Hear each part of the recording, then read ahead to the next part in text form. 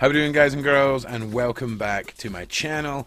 If you're new, thank you for clicking on this video, and if you're a returning subscriber, welcome back. So today's video is something new, something we tried out last year. We were streaming on Mixer, and I was doing a sort of interview style show. Some of the interviews we did were absolutely fantastic, and I thought rather than just let them fade away on Mixer as they do after 2 weeks, I'll download them, and when I get a chance I'll upload them here. And that's what we're doing today with our first episode, where I was pleased and proud to have interviewed Repzilla. If you're a fan of his, he is so open about his life and his past, everything he's been through.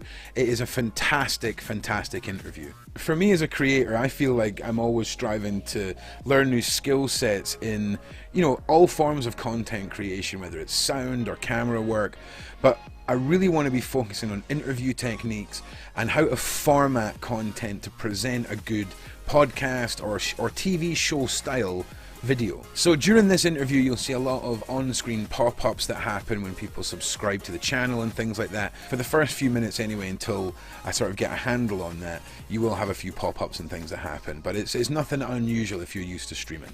Another thing that I want to work on is my interview techniques, my abilities to present myself as a good presenter and interviewer.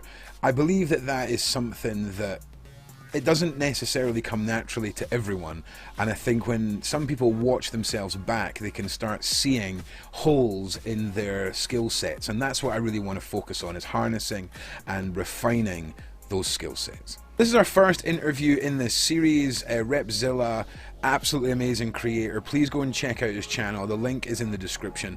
And let me know what you think of this down in the comment section. If you like this sort of series, I am going to start interviewing a lot more alternative lifestyle individuals, people who have carved themselves a path in modern professions from all around the world and all walks of life. Starting off, of course, with YouTube creators, as that's my platform and my home. Let's just jump into episode 1. You guys can meet Repzilla and you can see Ron's soon to be evolving interview skills start to take shape. Let's get diving in.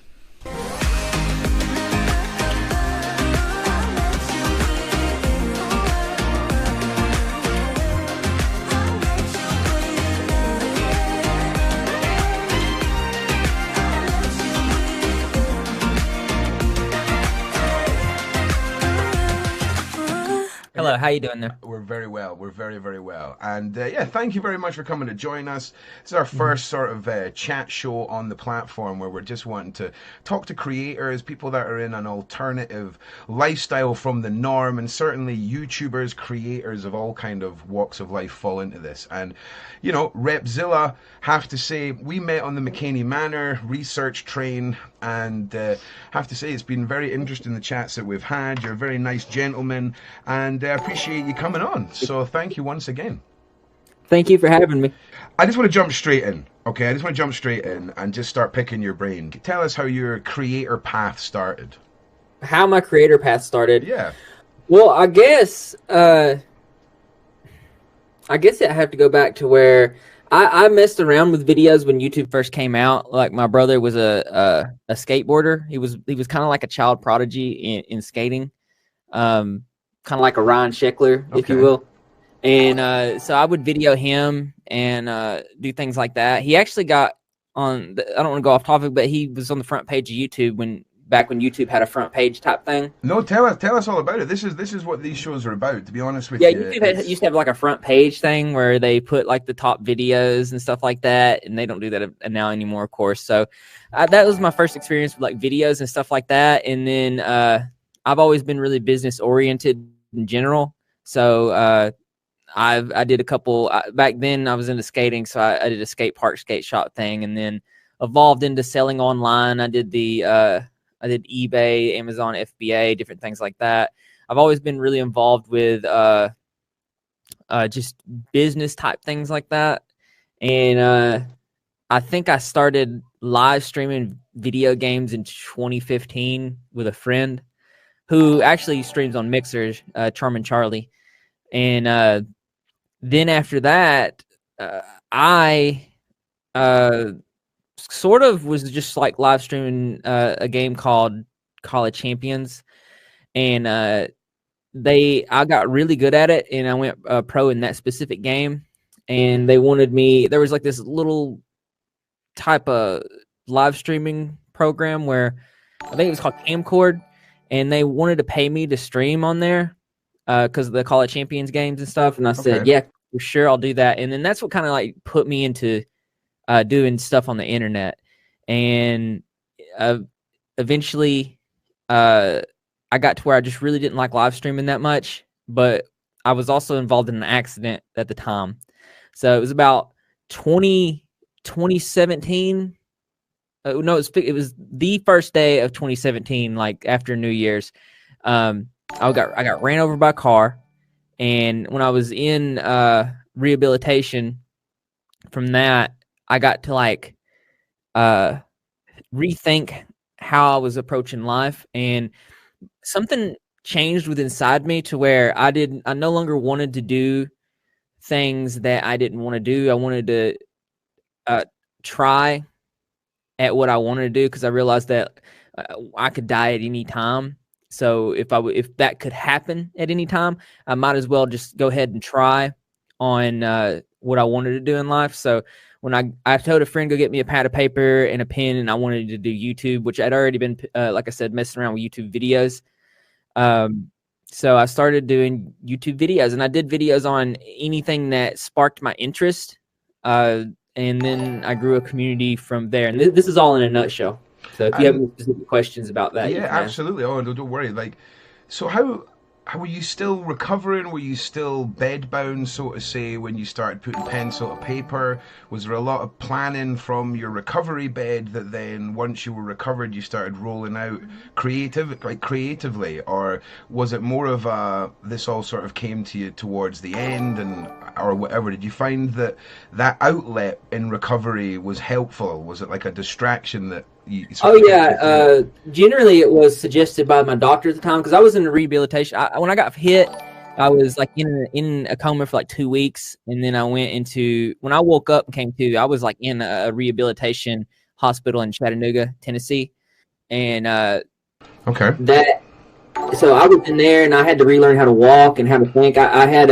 When I got hit, I had a broken leg, a torn meniscus, severe lung contusion, a traumatic brain injury, and some other broken bones. And I had to relearn how to walk and how to think during I was in rehab for like 3 months or so. And it was very difficult to get out of there. Even if you wanted to get out of there, it was probably like one of the most demoralizing things I've ever went through. Is in order for me to get out of there, I had to do something like they would say, name 3 animals. And this was a specific one I remember. They're like, name 3 animals, and I could get to cat, and I couldn't name any after that because the cognitive side of my brain is damaged. So it's like I can do it now, like cat, dog, kangaroo, and stuff like that. But back then, it's like you know what to say, but you don't know what to say. So it was a big struggle through that. And when I first got out of the rehabilitation center, I was in a deep depression because I couldn't no longer do what I went to college for. And I was suggested by the doctor to why not make videos since it's something I already like to do. And I was kind of stuck bedbound, sort of. I could like walk and hobble, and or hop on my right leg anyways. And so I started making videos. And since I didn't have anything else to do for like the first year, I made 1 to almost 3 videos every single day. And that's where my audience came from. I guess it was just the consistency of just making those uploads and being there all the time. And once I started getting better, I kind of stuck with the daily uploads for the next year. And I think it's that consistency, and that's pretty much how I started. Well, I have to say, first of all, I didn't want to interrupt you. Like, that is an incredible story in itself. To survive and go through. So, like, I think a lot of times people, when they say, oh, I was in a car accident or something happened, I mean, that is probably the understatement of the century. You sound like you almost clocked out, Rep. I mean, that sounds like it was one of those, if it had been an inch this way or 5 miles an hour extra, or if you hadn't stopped and talked to someone on the way, or like, it just sounds like one of those. Yes. There was definitely.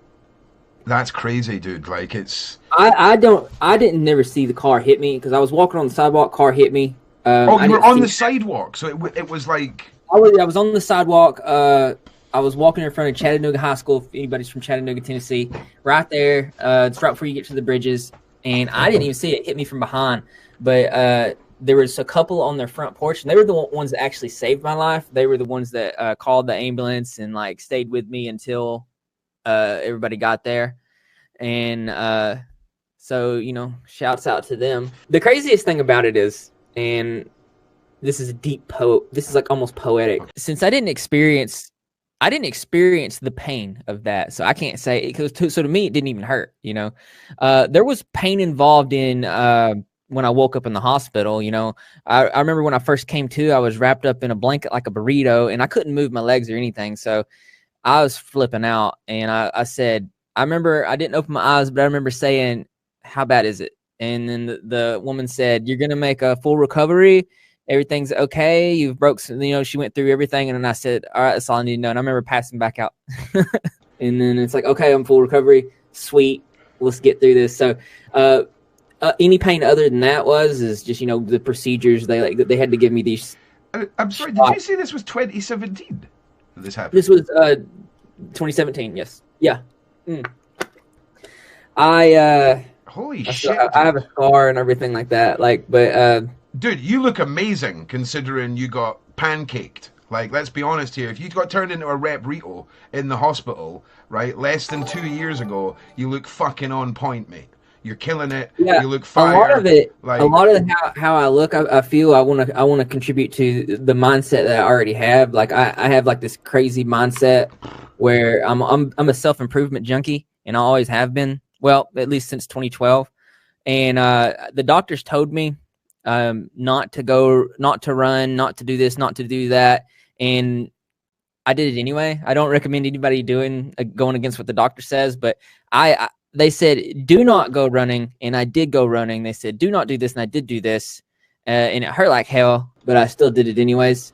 When I first started back to running, it was more like hobbling, and it was very painful. But I think after months and months of doing that, I just built back the strength back up in my legs. I still can't. I go to the gym, but I don't do squats, for example, because my left leg will give out at any time. My strength, I can't do anything. So I do a lot of like lunges and things like that and stuff. It sounds like you're talking about something that happened 20 years ago. Based on talking with you, watching your content, like there is not a whisper of 2 years ago I got pancaked by a fucking car out of nowhere. Like, if you go back to my videos through 2017 and early 2018, you can tell if you're looking for it that I stutter because of that. It was really worse back then, but you can tell I'm a little bit off, and I was definitely off in the head when I was doing those videos. And I don't even, to be completely honest with you, I don't remember a lot of those videos that I made. I go back and I look at them like I don't even remember making it, because I was like, it's like I can't remember it. So it's pretty crazy. But yeah, you can spot the difference from my content now to my content then. It's just crazy. That is an incredible story. I mean, to be honest with you, we could sit and probably just talk about just that, and it would be an incredible interview. One thing you just said, you said that you were a self-improvement junkie, and you said, well, at least I have been since 2012. Is there something that happened in 2012 that kind of kick-started this new lust for positivity in yourself? Well, as far as I can say that I didn't have the best of childhoods. I come from a lot of I love my parents, you know, but there was a lot of like it wasn't good growing up, you know. I was raised primarily by my grandparents, love grandparents, biggest supporters. But yeah, it was a really rough childhood, and when you grow up in a childhood like that, I was very poor, definitely lower than middle class. So when you grow up like that, you don't get raised the best kind of way. And it's kind of like how there was a lot of stuff that I didn't know, and it all accumulated up into a point where I reached a point in my life where I just got tired of taking L's. I just so tired of losing. Every relationship was a failure. Everything that I was doing was a failure, and I just got so tired of it. So I started. I don't know what started me down the road, but I remember thinking, if everything in my life is not working, then clearly I'm doing something wrong. So I literally decided to do the opposite of everything that I would already decide to do, within reason. For example, I didn't like reading, so I'm gonna start reading. So I started reading, and that was the biggest thing. I started reading books like Eckhart Tolle, A New Earth, Power Now, if anybody knows those books. Anthony Robbins, Awaken the Giant Within, and that's what really started me down my pathway. And it was like I wasn't raised right, and these books were kind of like reprogramming my mind and kind of raising me in the type of way. And these people that I was reading kind of became my mentors, and they developed me. And I remember having like multiple epiphanies from the year 2012 to 2013, 14. And it just I already had a work ethic inside me from my grandfather, who's a businessman. So that paired with that, the puzzle pieces just connected, and I've been working my ass off ever since, basically. Yeah, that's again. I think a lot of people, especially people when they see this on the main channel, I know a lot of the people there probably from a very similar background to yours, with regards to not having the most fun time growing up. And thank you for kind of sharing that with us, because I know sometimes it's not nice to sort of be dragged, have those memories dragged back up. So, oh yeah, another thing I should say about yeah. that time, these are things that I've been in therapy since my accident. So I've been in therapy over 2 years now, and these are things that a lot of the rooted problems that I actually do have stem from my childhood. And these are things that I am working with through in therapy. And if anybody wants to try therapy and stuff like that, I can tell you from firsthand experience, number one thing is that you might have to go through a couple therapists before you find one that works for you. Okay. And once you do find one, not every therapy session is going to be the best. There's times I've went in and I'm like, wow, that did not help. And then there's times I've went in and been like, okay, that's why I go to this. Therapy is there to help you confront issues that do make you feel uncomfortable, and it's all about patience, and is there a certain element of sort of almost breaking you down to build you back up with regards to therapy? And I'm only asking you that because I've never experienced that, so for me, just to help me sort of understand, I mean, is that an element of therapy, do you think? No, it's not a breakdown. It's for example, it's facing the truths that you wish that you don't really want to face. Like there was one time I went in there and I was talking about a relationship with somebody that I ended, and then I talked to the therapist about it, and I was like, yeah, I ended this. I feel so much better about it. And then he said something that made me realize that maybe it was my fault that this person acted the way that they did, that made me want to end the relationship. And then because the thing about it is this person that I was in a relationship with had this a specific type of trauma, and it wasn't something that I was being patient towards. Okay. And if it was somebody that I care about, I needed to be patient and understanding for this. And it's also important to note that it all depends on the person. If this certain kind of pressure that this other person has, because maybe they have some really horrible past traumas themselves. Yeah. If you love this person, you want to be patient and care for this person and be there for them. If you're able to, this all comes down to person. If you feel like that it's really endangering your emotional and mental well-being, you might need to take a step back for yourself. But it made me realize in this situation that, dang, I wasn't patient and understanding, and I actually do care about this person enough to where I did want to be patient and understanding. So I was like, I feel like crap now. This therapy session sucks. But then I was able to go back, confront the person, and be like, hey, you know what? This was my fault. I'm sorry. That, and this. And I was able to build a better relationship with that person, you know? Yeah. So that therapy session was kind of like, you know, facing a hard truth that, hey, you did some wrong. And, you know, but it's always patience. The therapist is never, at least mine, never pushes me to do these things. He never tries to break down and penetrate in the depth of my mind or anything like that. It's more of like he just talks and I'm just listening. And he's very patient. He says stuff, and that's just how it is. Okay. Well, yeah, thanks for that. That's, like I say, just for me, it's one of those perspectives on the healing process and all of that is just help me kind of understand things. Random question, right? Pulling it back to some randomness, right? Think back, you're 10 years old, okay? What did you want to be when you grew up, Rep? What was 10-year-old Rep's dream, okay?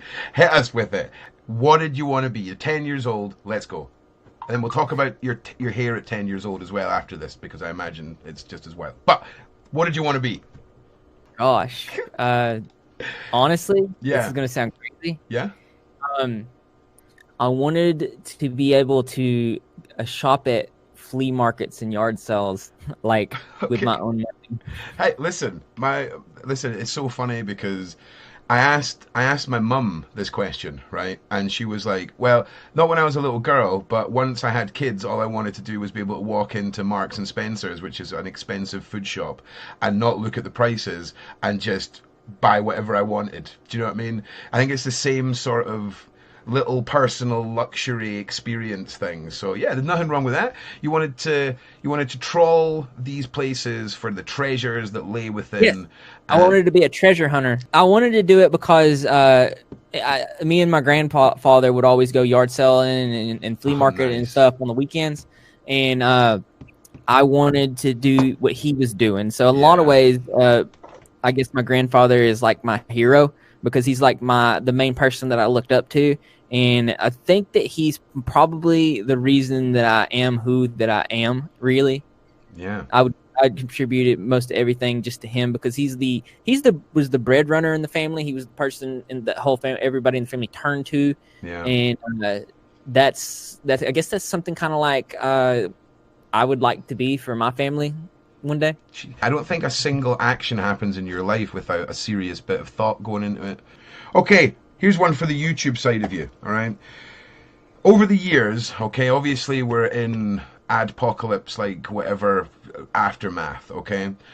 I remember when you published your McCaney Manor video, there was elements of how you have to display your information that were mentioned in a video I watched by McJuggernuggets when he was ranting about the issues that I'm going to talk about here.